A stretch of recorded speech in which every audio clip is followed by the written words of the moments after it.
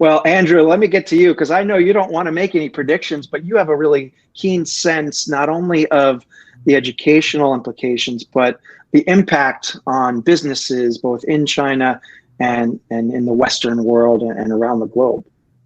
Okay.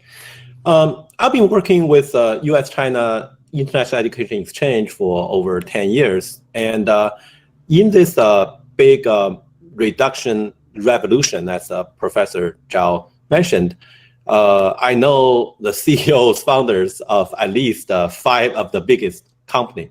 So this action caught everybody by surprise. That's why their stock dropped like 90% in a matter of a week.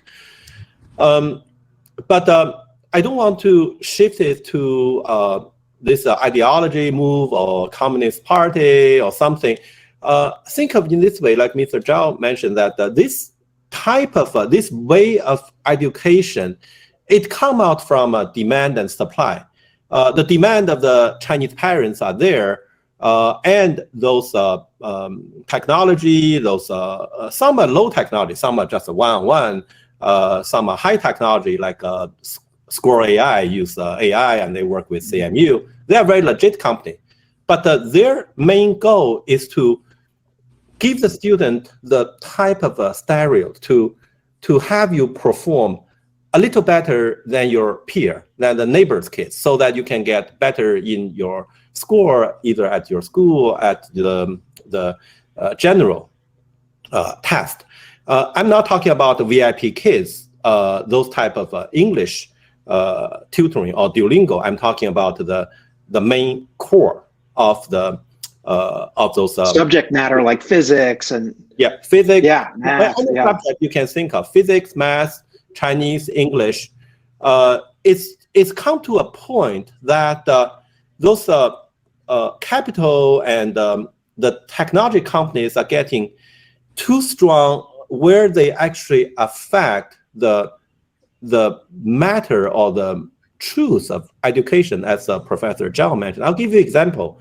In the Gaokao, which is the most strict exam in China, this year there was over 10 million students take the Gaokao. There's one student, during the test, he used a cell phone and took a picture of the problem and sent to one of the tech company.